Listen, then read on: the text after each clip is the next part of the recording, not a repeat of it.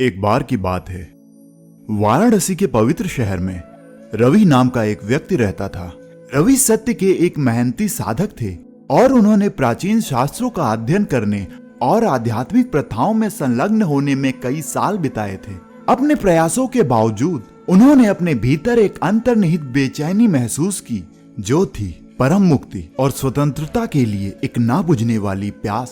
एक दिन रवि ने स्वामी पार्थसारथी नाम के एक बुद्धिमान ऋषि के बारे में सुना, जो भगवत गीता सहित शास्त्रों की गहरी समझ के लिए प्रसिद्ध थे। जिज्ञासु और आशावान रवि ने मुक्ति और मोक्ष के बारे में अपने ज्वलंत सवालों के जवाब जानने के लिए ऋषि के साथ एक श्रोता की तलाश की। स्वामी पार्थसारथी से मिलने पर रवि ने मुक्ति और मोक्ष के लिए अपनी लालसा व्यक्त की। उन्होंने अपने अथक प्रयासों और फिर भी सच्ची मुक्ति की मायाविता की बात की। ऋषि ने ध्यान से सुना। उनकी आंखें करुणा और ज्ञान से भरी थी। एक शांत मुस्कान के साथ स्वामी पार्थसारथी ने भगवत गीता की शिक्षाओं को साझा करना शुरू किया, वह शास्त्र जो आध्यात्मिक ज्ञान के सार को समाहित करता है। उन्होंने समझाया कि मुक्ति और मोक्ष बाहरी उपलब्धि या पुरस्कार नहीं है जो व्यक्तियों को दिए जाते हैं। इसके बजाय वे चेतना और स्वतंत्रता की अवस्थाएं हैं जो स्वयं और दुनिया के वास्तविक स्वरूप को समझने से उत्पन्न होती हैं। स्वामी पार्थसारथी ने कुरुक्षेत्र के युद्ध के मैदान में भगवान कृष्ण और अर्जुन की कहानी सुनाई।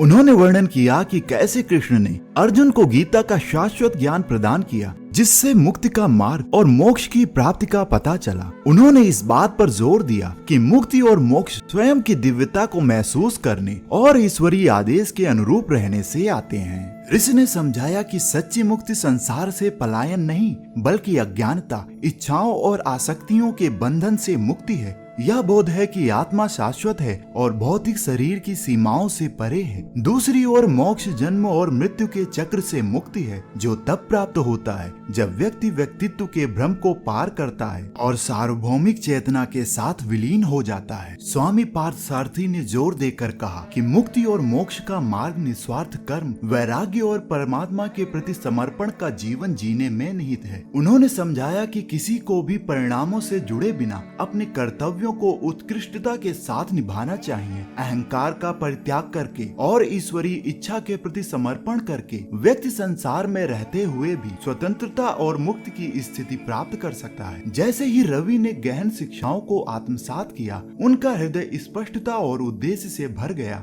उन्होंने महसूस किया कि मुक्ति और मोक्ष पीछा करने के लिए दूर के लक्ष्य नहीं थे, बल्कि उनके स्वयं के होने के निहित पहलू थे। गीता के ज्ञान से प्रेरित होकर रवि ने निस्वार्थ कर्म, ध्यान और भक्ति के अभ्यास के लिए खुद को समर्पित कर दिया। समय के साथ रवि की समझ गहरी हुई और उन्होंने अतिक्रमण और आंतरिक मुक्ति के क्षणों का अनुभव किया। उन्होंने दुनिया की भ्रामक प्रकृति को देखा और एक शाश्वत आत्मा के रूप में अपने सच्चे स्वरूप को पहचाना। मुक्ति और मोक्ष के लिए रवि की लालसा बाहरी परिस्थितियों की परवाह किए बिना स्वतंत्रता और संतोष की गहरी भावना में बदल गई। अपनी स्वयं की यात्रा के माध्यम से रवि प्रकाश की किरण बन गए, दूसरों को मुक्ति और मोक्ष के मार्ग पर ले गए। उन्होंने गीता की शिक्षाओं को साझा किया, लोगों को अपने भीतर देखने, अपने दिव्य सार को पहचानने और आत्म साक्षात्कार के लिए प्रयास करने के लिए प्रोत्साहित किया। और इसीलिए रवि ने सेवा का जीवन जीना जारी रखा, गीता के ज्ञान का प्रसार किया और अनगिनत आत्माओं को मुक्ति और मोक्ष की प्रेरणा दी। अपनी शिक्षाओं और उदाहरण के माध्यम से